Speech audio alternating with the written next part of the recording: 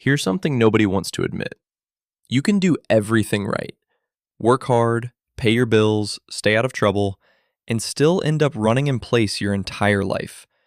Not because you're lazy, and not because you're bad with money, but because of a handful of habits the middle class is quietly taught to treat as responsible. They feel safe, they look smart, and they are exactly what keeps millions of good people stuck year after year, wondering why the finish line never gets any closer. Today I'm going to walk you through 7 of them, slowly, one at a time, and show you the small switch that flips each one from a trap into a tool. Stick with me to the end, because the 7th one quietly controls all the others. This is the Money Debrief. I'm Dean. If you're like me, someone who wants to learn the real mechanics behind wealth building, not just hope that things magically improve, you're in the right place. Let's get into it. Before we start, let me be clear about something, because it matters. None of these habits make you a bad person, and most of them were handed to you as good advice, by people who love you, who were just passing on what they were told. That's what makes them so dangerous. They don't feel like mistakes. They feel like being responsible. The trap isn't reckless spending or some obvious screw-up you'd be ashamed of. The trap is a set of perfectly normal, perfectly respectable behaviors that quietly cap how far you'll ever get. The middle class isn't stuck because it's careless with money. In a lot of ways, it's stuck because it's careful. Careful in exactly the wrong places. It's following a script written to keep you comfortable and productive, but never actually wealthy. So let's pull that script apart, one line at a time. For each habit, I'll show you why it feels right, what it's quietly costing you, and the small, specific change that turns it around. None of this requires a bigger paycheck. It just requires seeing the trap clearly enough to step out of it. Habit number 1, keeping all of your money safe. You were told to save, so you save, and you leave it sitting in a regular savings account, feeling a little flush of responsibility every time you check the balance. And look, the instinct is good. Saving is the foundation of everything. But here's the part nobody explains. Money sitting in cash isn't actually safe. It's slowly melting. Prices rise a few percent every year. That's inflation. And a typical savings account pays you almost nothing in return. So every year, that same pile of money quietly buys a little less than it did the year before. You're not losing it in some dramatic crash you'd notice. You're losing it slowly, invisibly, in tiny slices, all while feeling like the cautious, sensible one. Let me put a number on it. Imagine you keep $10,000 in cash and prices rise around 3% a year. After a decade, that money still says $10,000 on the screen, but it buys what about $7,400 used to. You didn't spend a cent, and a quarter of its power just evaporated. Now, to be clear, cash absolutely has a job. Your emergency fund, the 3 to 6 months of expenses you keep for a rainy day, belongs in safe, boring cash you can reach instantly. That money should not be invested or at risk. But money beyond that cushion, money you genuinely won't need for years, has to be put to work.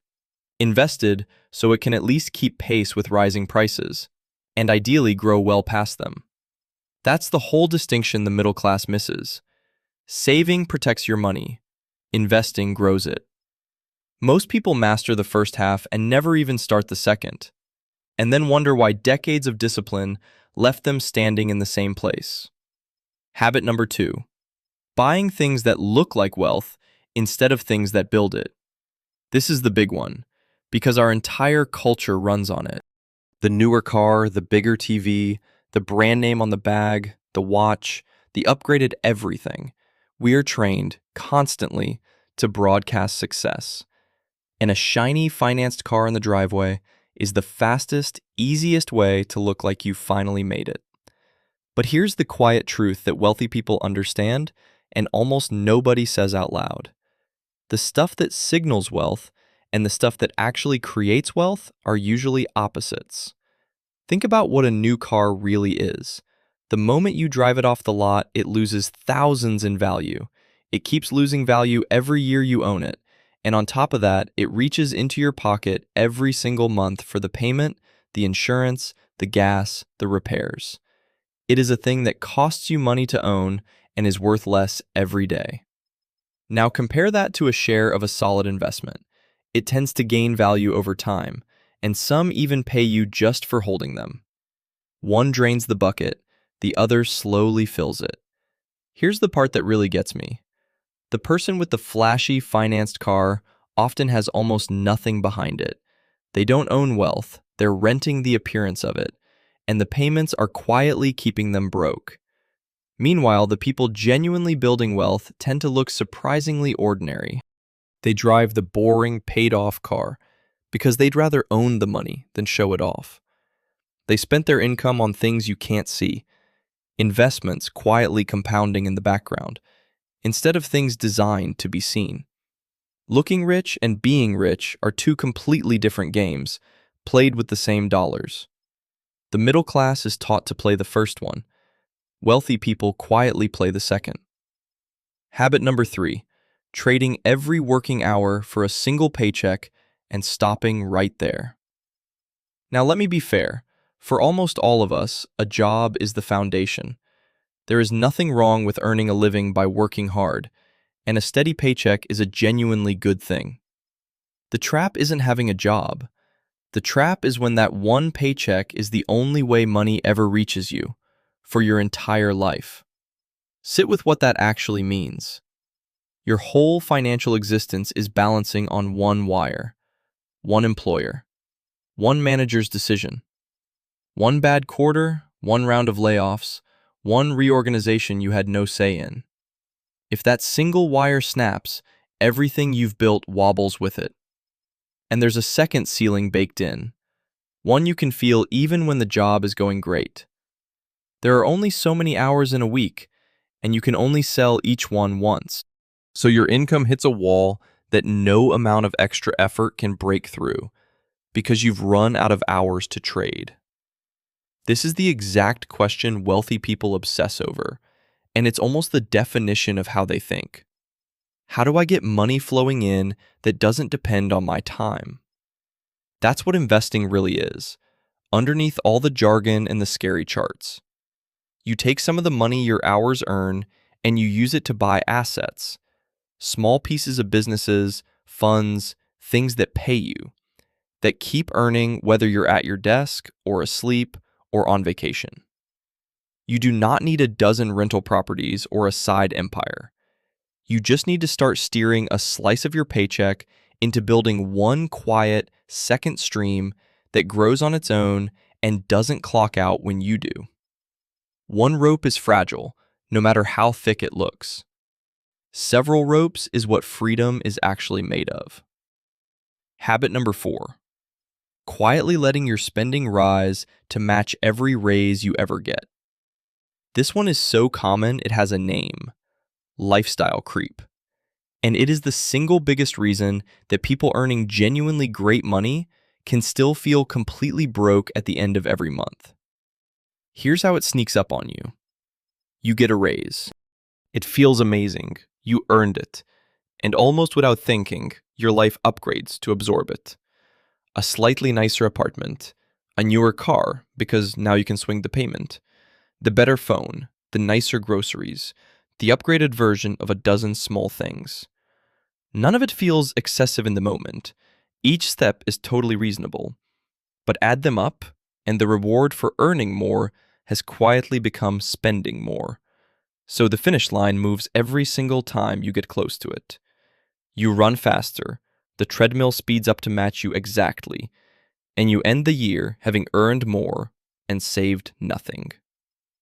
I've watched people double their income over a decade and have no more to show for it than when they started, because every raise got eaten alive on arrival. Now here's what the people who actually break out do, and it's almost insultingly simple. When their income goes up, they keep their lifestyle mostly flat, and they send the difference straight into investments, automatically, before they get used to seeing it. They enjoy a little of the raise, sure, but the bulk goes to work immediately, before lifestyle creep can claim it.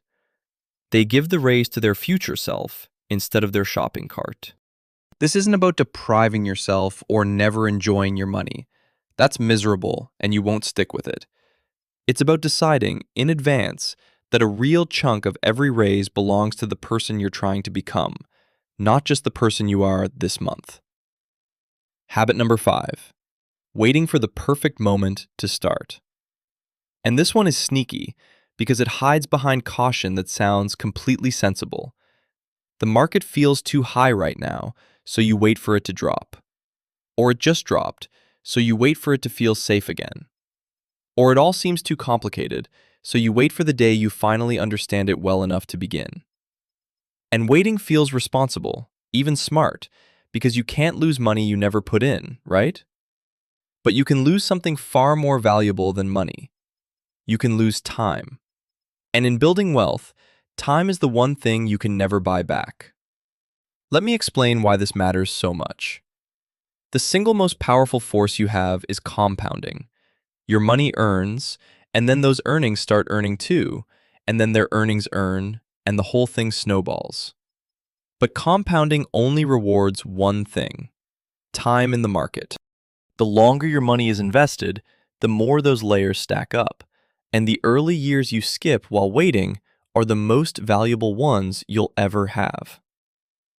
Now let me be honest with you, because I always will be. Investing carries real risk.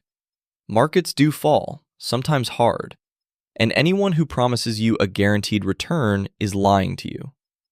But here's what history actually shows. Over long stretches of time, the broad market has trended upward, climbing right through every crash people swore was the end of the world. And the person who quietly invested a steady amount every single month, ignoring the headlines and the fear, has almost always come out far ahead of the one who sat on the sidelines, waiting for a perfect green light that never turns on.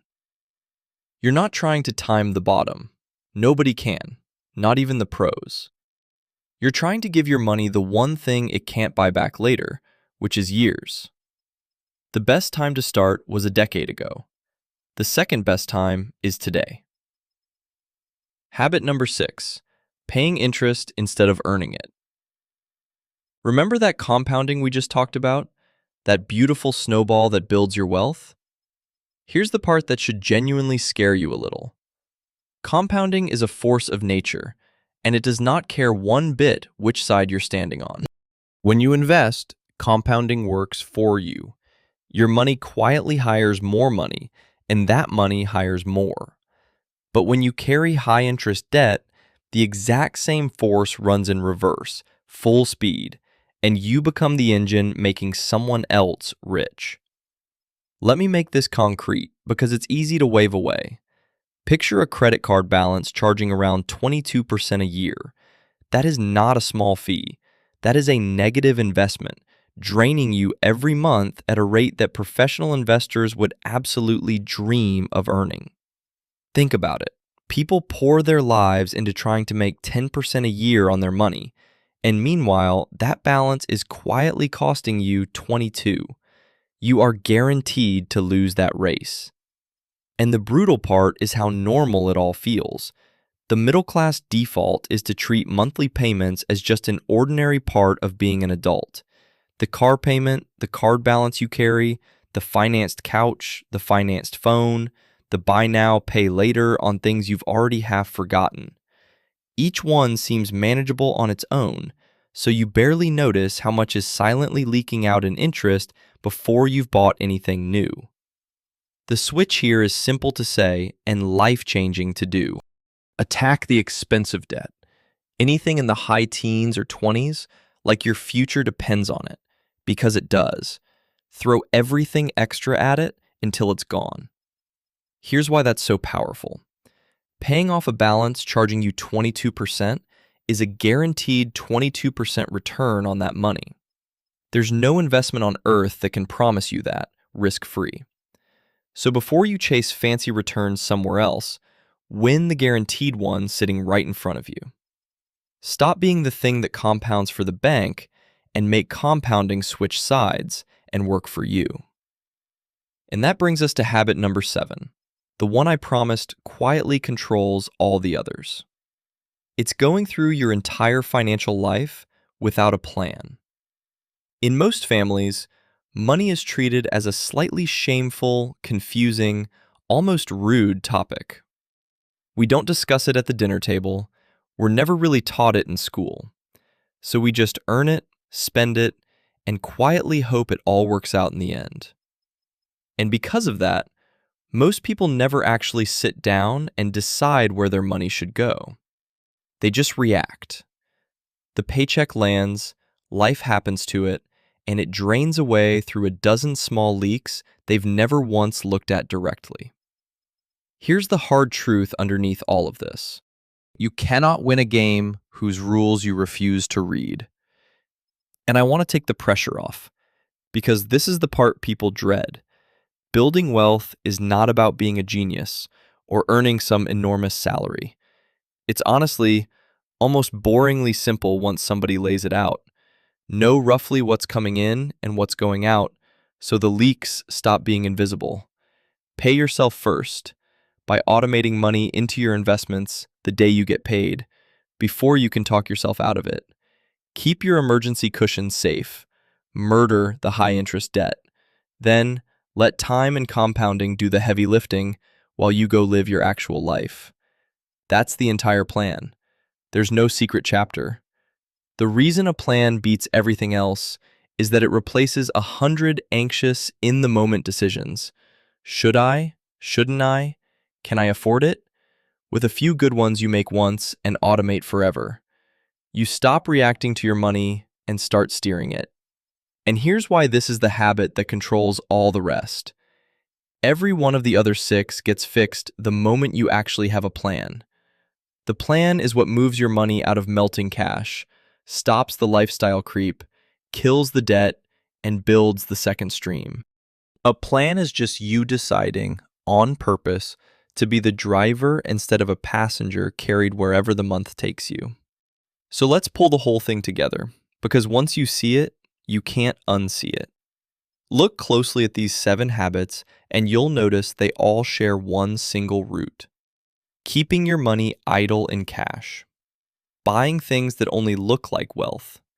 Leaning your whole life on one paycheck. Spending every raise the moment it lands. Waiting on the sidelines for a perfect moment. Paying interest instead of earning it. And drifting through it all with no plan. Every one of them underneath does the exact same thing. It quietly moves money away from your future and hands it to right now. And not a single one of them feels like a mistake while you're doing it. Every one feels normal, responsible, even smart. That is precisely why they trap so many good, hard-working, decent people who did everything they were told to do. But notice the flip side here, because this is the hopeful part. You do not need a higher salary to escape this. You don't need a secret, a rich relative, perfect timing, or some gift for numbers you think you were born without. You just need to turn each habit around one at a time. Invest the money you won't need soon instead of letting it melt. Buy assets instead of appearances. Build a little income beyond your hours. Keep a real chunk of every raise. Start before you feel ready, because you'll never feel ready. Wipe out the expensive debt. And run a simple plan on autopilot so you're steering instead of drifting. You don't have to do all 7 this week. Overwhelmed people freeze. So don't. Just pick the one habit that hit a little too close to home, the one you felt in your stomach, and change only that one this week. Then come back for the next. Here's the last thing I need you to hear, and I mean it. You are not behind, and you are not bad with money. You were handed the wrong script by people who had it handed to them. There's no shame in that. But now you've seen it clearly, and today is the day you start writing a better one. That's the Money Debrief. My name is Dean, and if this video helped you out at all, subscribe and like to see more wealth building tips and advice in your feed. I'll see you in the next debrief.